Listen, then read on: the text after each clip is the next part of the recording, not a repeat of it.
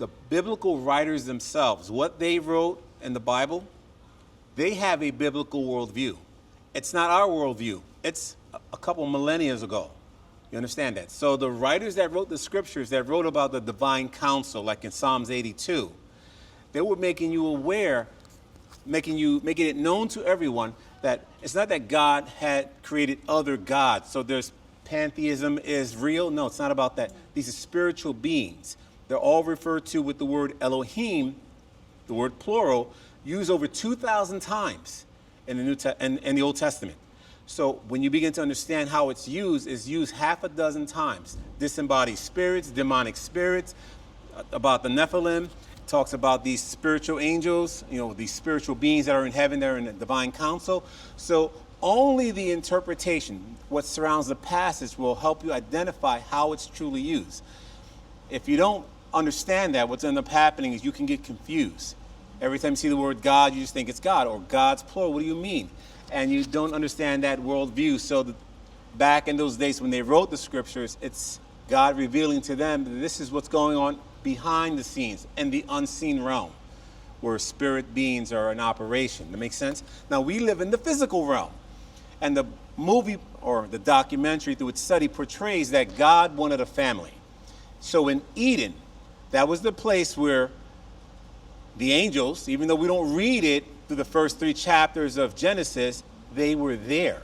So Satan, being the tempter, was there. And we kind of spoke about that history.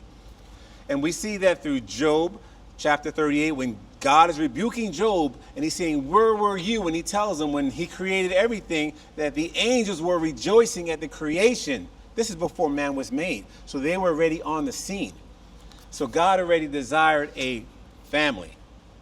The unseen realm and the seen realm living in one location, Eden. But we had one rebel, the serpent. And what you find out from what he was saying in his studies, that it wasn't what we see as a body of a snake, but the snake, as in the background of studies, is someone who's a guardian over God's throne.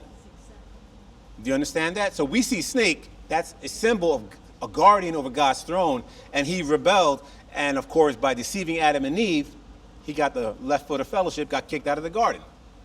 So just trying to putting it all together, worldview. So as the documentary unfolds, first rebellion of 3. The second rebellion was Genesis 3, where he calls the sons of God, ample scripture to support that the sons of God were these spirit beings in heaven.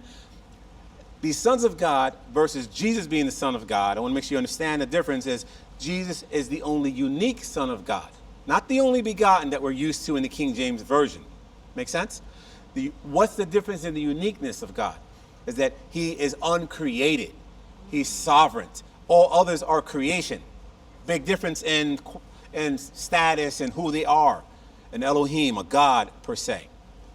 And the third rebellion would be the fall, or should I say the Tower of Babel, or Babel, which however you want to pronounce your pronouns, or your vowels and pronouns, my bad. Getting political.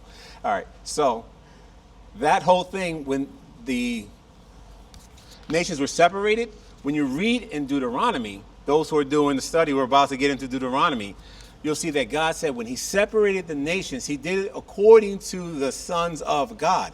It wasn't talking about the sons of Israel, no, the angels, the sons of God. So he apportioned them to be leaders over certain jurisdictions. They rebelled against God. So this divine counsel that God sits down in Psalms 82 that we read, he's rebuking them and saying, I'm causing a judgment on you because you're tolerating wickedness. You were supposed to judge justly. He wasn't speaking to men. And that's the third rebellion. And so to go full circle, I want to answer your question. I want to go full circle to give you the forest and the trees perspective. When Jesus comes on the scene, he accomplishes everything. The demonic forces, the spiritual entities in the background, the powers and principalities, none of them knew this mystery of God. If they would have known, the Apostle Paul said they would have never crucified him. He accomplishes what he has to do, the victory. And when Jesus leaves, before he goes, we like to read Matthew 28:19. The verse before it says, and all power and authority has been given to me. these rulers had power and authority, powers and principalities. Jesus said because of what he had accomplished, he had been given all that. So now the church is supposed to go out and invade this demonic world and take back that which God says, his family.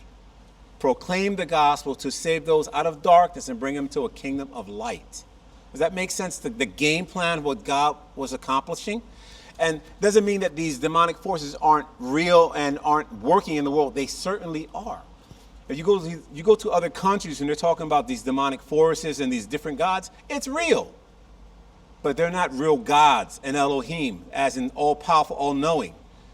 They're territorial, but they have nothing on a true believer. They don't have the authority that you have in Christ. But you must know your word. You must know how to proclaim the word with power and authority because the Holy Spirit now lives in you, a carrier of the Holy Spirit, the presence of God himself. So I wanted to give you that forest and trees perspective.